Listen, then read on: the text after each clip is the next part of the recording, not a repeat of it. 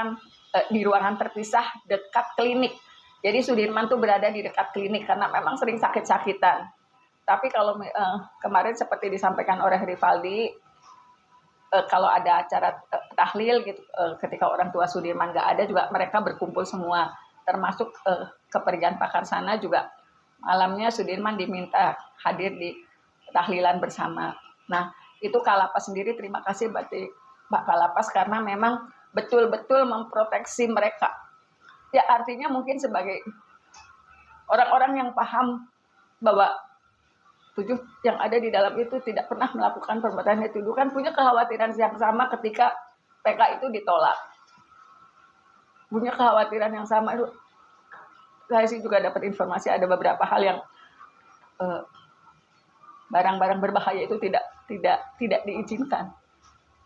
Jadi perhatian Kalapas sampai seperti itu untuk membentengi anak-anak. Bisa tidak bantu saya untuk mengingatkan kembali sebetulnya apa ya pernyataan atau simpulan Komnas HAM terkait dengan kasus Cirebon ini?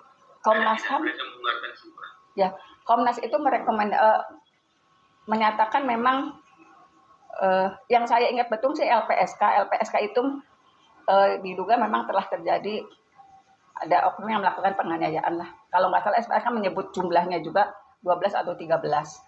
Kalau Komnas HAM merekomendasikan bahasanya memang diduga ada secara prosedur tidak ini, tetapi kan itu dinyatakan Komnas HAM di 2024, makanya saya ke Komnas HAM tuh nggak, kalau saya kan kalau di 2016 saya kan nggak ke LPSK, tetapi saya ke Komnas HAM.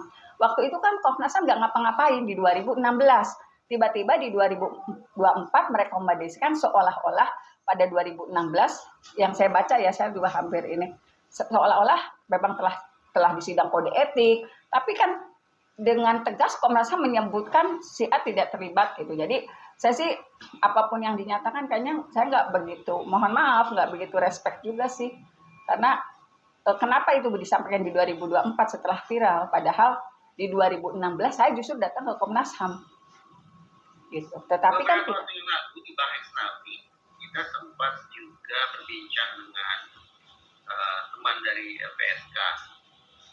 Beliau menyampaikan bahwa LPSK memang memberikan perlindungan bagi para terpidana.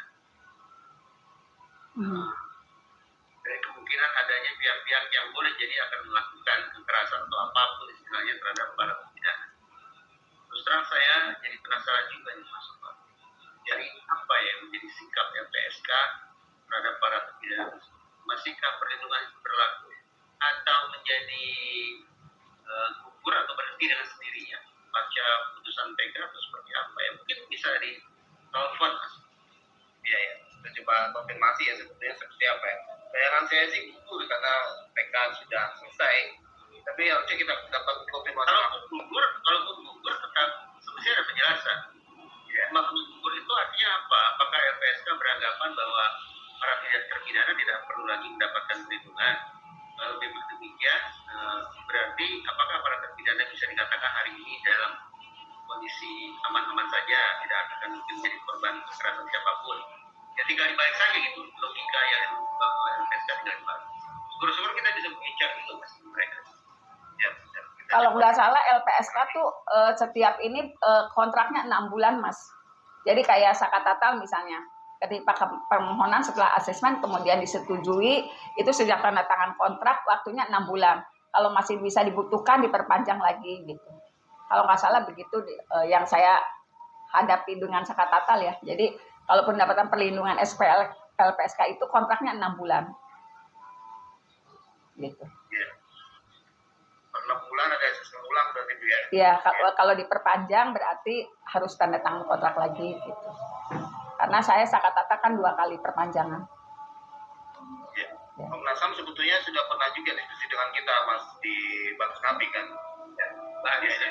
Meminta maaf melambat pengeluaran putusan yang memang diantaranya ya terjadi kekerasan, terjadi pelanggaran HAM di situ. Nah, itu tidak dikategorikan berat ya. Kalau kemudian seperti itu kan ya adalah saya yakin Pak Jiteko sudah kawan-kawan bisa menemukan jalan-jalan hukum berikutnya dengan sekian banyak baik dari diskusi kita maupun dari kesimpulan-kesimpulan yang sudah disampaikan oleh lembaga-lembaga terkait, baik PSK, Komnas HAM. Kompolnas juga bisa aja bicara pertanyaan tentang temuan dan rekomendasi tim Mabes Polri apa sebab Komnas. Saya sebutkan bersama Kompolnas ya. Kompolnas mau bicara. Ya, saya juga mau mencolek divisi Humas Mabes Polri, tapi sepertinya lebih mudah komunikasi dengan Kompolnas daripada dengan divisi Humas. Komnas HAM waktu itu memohon maaf juga karena memang PK sudah diajukan, sudah selesai sidangnya.